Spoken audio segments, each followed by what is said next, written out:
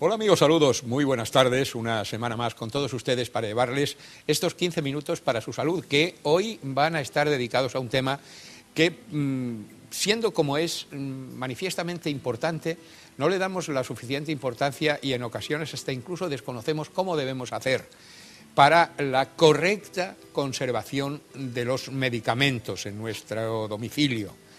Es un tema no baladí, por lo que tendremos oportunidad de ver a continuación. Y para desarrollar este tema, pues está con nosotros Antonio Ortega, que es miembro de la Junta de Gobierno del Colegio de Farmacéuticos de Córdoba, a quien ya quiero saludar. Buenas tardes. Buenas tardes, José Ignacio. La elección de este tema es sin duda alguna importante, porque en ocasiones se pueden crear situaciones de relativo peligro, simplemente porque los medicamentos no nos vayan a hacer ningún efecto porque no han sido bien conservados y han perdido sus cualidades terapéuticas, o incluso pueden resultar perjudiciales para nuestra propia salud. En líneas generales, ¿cómo influye la temperatura, a qué temperatura y en qué condiciones debemos conservar los medicamentos? Para iniciar la conversación. Pues, ante todo, agradecerte, José Ignacio, como siempre lo digo, en nombre del Colegio de Farmacéuticos, que haga este programa, que es muy interesante y que a muchísima gente lo sigue y le gusta.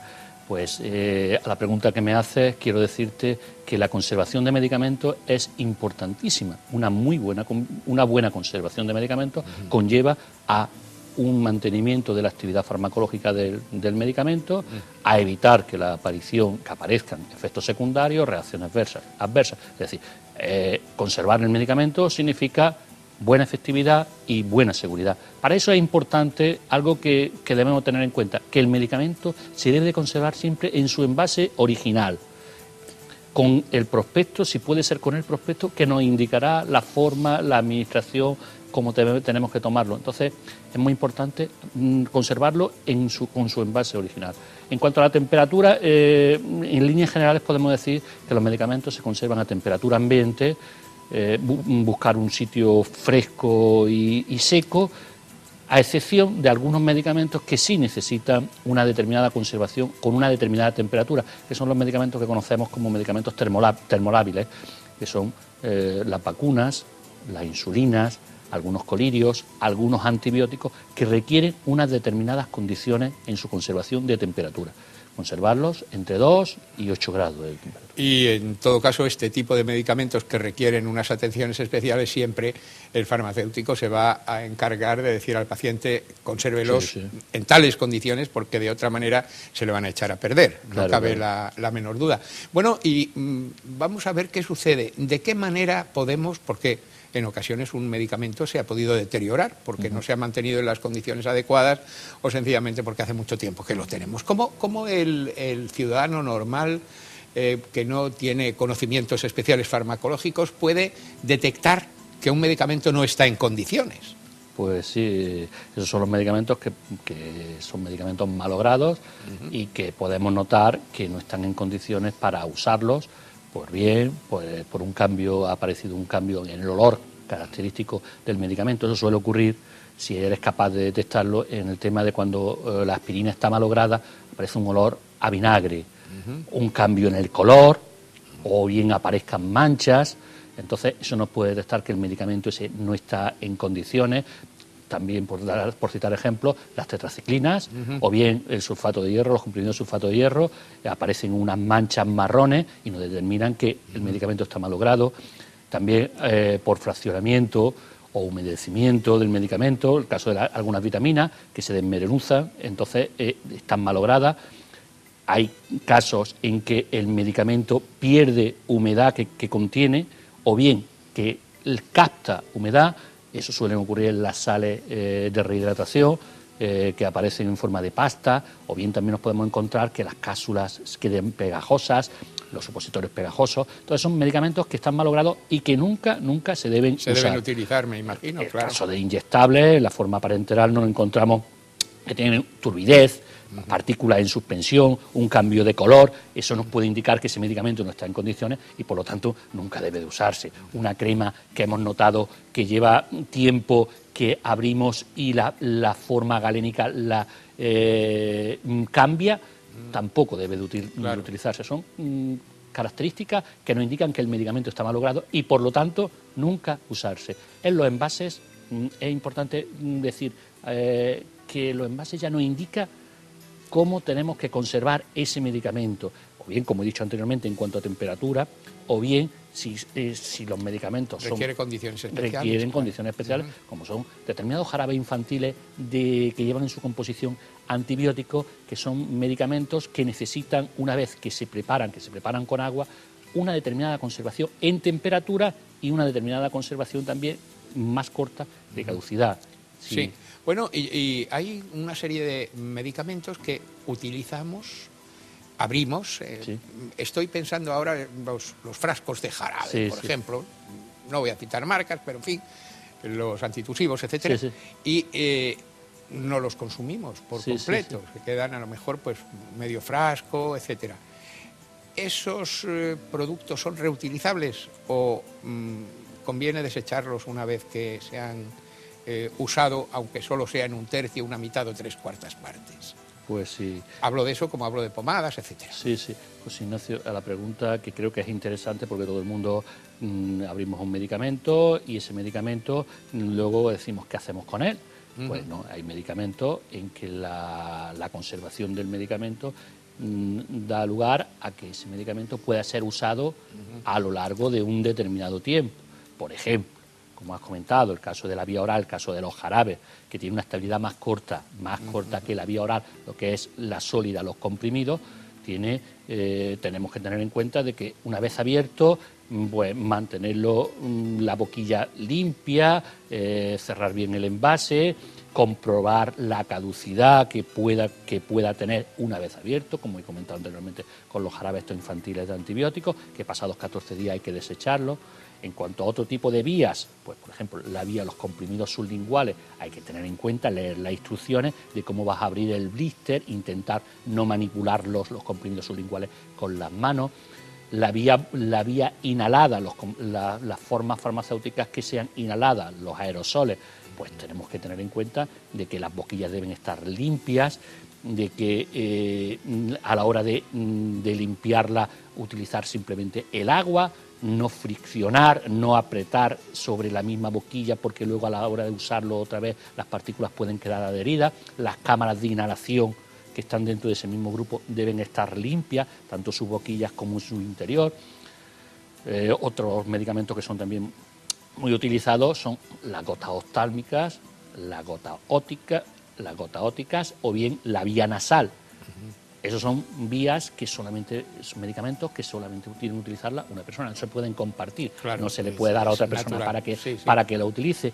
Hay que tener en cuenta que son vías donde los medicamentos están en contacto directamente, con la piel, y debemos evitar que el cuentagotas, el gotero, tengan mucho contacto con esa mucosa nasal, con ese conducto auditivo, para evitar contaminarlo. Efectivamente. Entonces, si se toca, limpiarlo luego, con una gasita estéril, con agua, y limpiarlo con una gasa estéril, y ya digo, evitar el que yo le dejo a mi hijo las mismas gotas, porque corremos el riesgo de contaminación, efectivamente. ¿vale? Entonces esas son las cosas que hay que tener en cuenta. La vía rectal, la vía vaginal, tanto si es en supositorio o bien los óvulos, intentar contenerlos en un sitio fresco y sacarlos antes de utilizarlos a una temperatura ambiente, pero luego dentro de esa vía rectal o la vía vaginal, los aplicadores que se pueden utilizar para una vía o para la otra,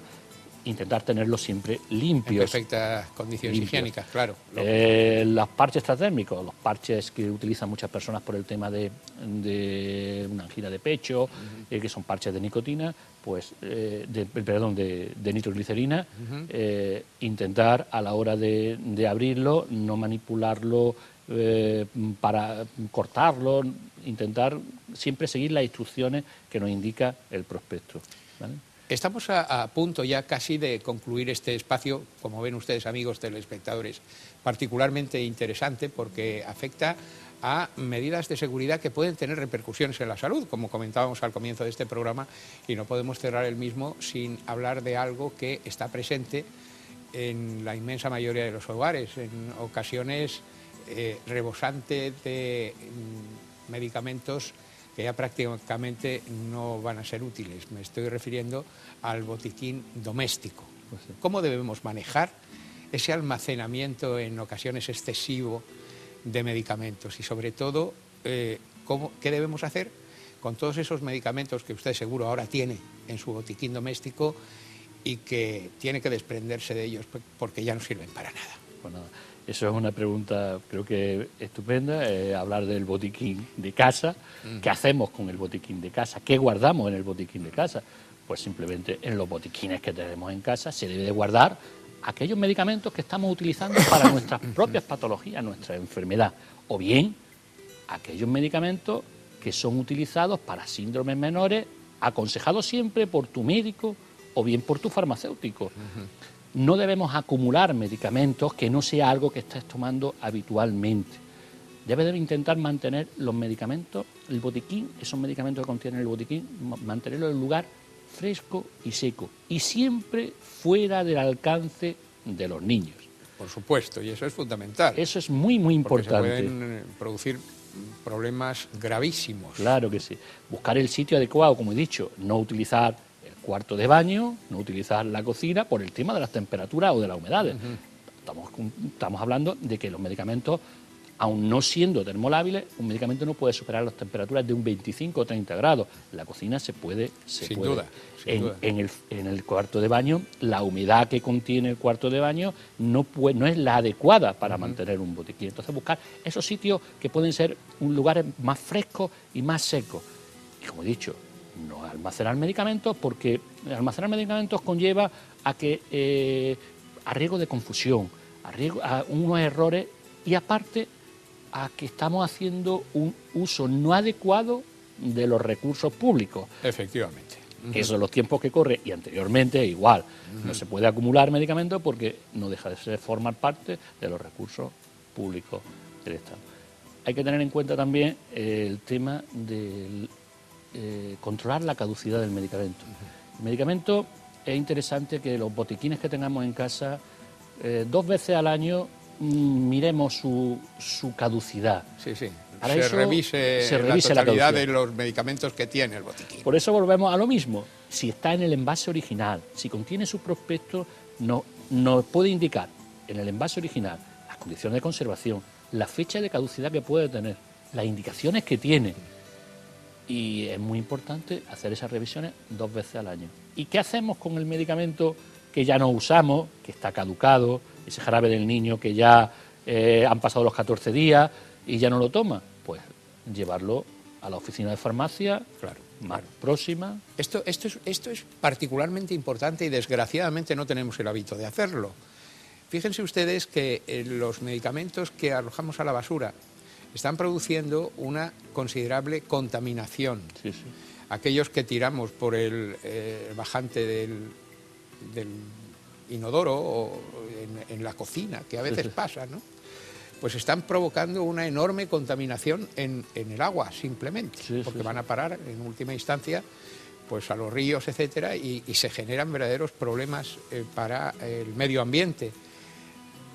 No es baladí este tema, no es baladí porque se puede producir, estamos hablando de cientos de miles de millones de cápsulas que deben ir a un lugar adecuado para que luego puedan ser retiradas de la circulación sin riesgo para el medio ambiente.